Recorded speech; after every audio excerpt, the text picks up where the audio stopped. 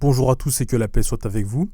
Je reviens vers vous pour déconstruire un quatrième préjugé qui est qu'il faut tuer la personne qui quitte l'islam.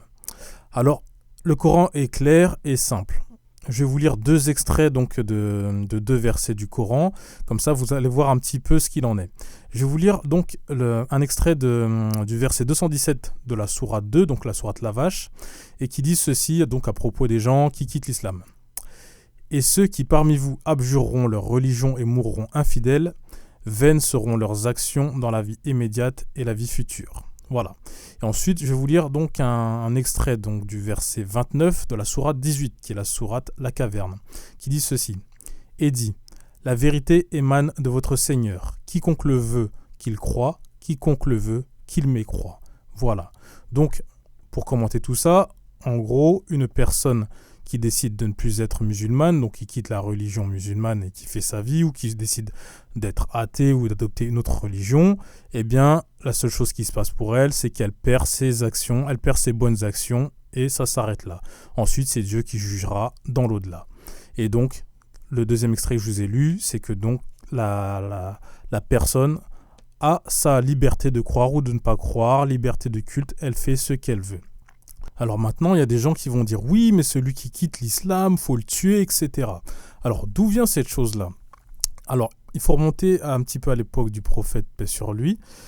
C'était donc une époque où il y avait à l'époque les polythéistes, les arabes polythéistes de la Mecque, qui souhaitaient en découdre avec les musulmans. Donc, ils avaient monté une armée. Donc, les musulmans, pour se défendre, ont également monté une armée. Et dans cette armée, il y avait des musulmans, puis qui se sont retournés contre les musulmans, qui ont donc rejoint l'armée polythéiste, qui ont dévoilé les secrets des musulmans et ont pris part donc à l'armée polythéiste pour tuer les musulmans.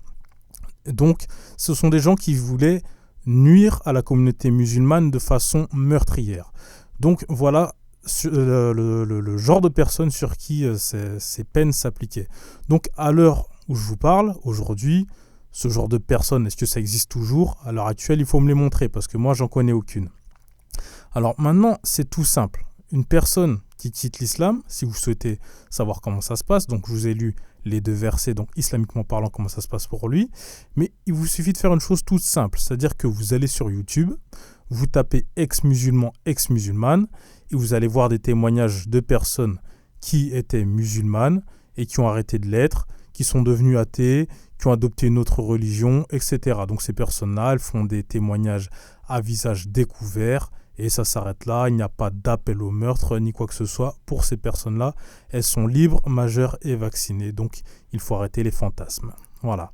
Donc sur ce, j'espère avoir été clair comme d'habitude et je vous dis à la prochaine si Dieu le veut.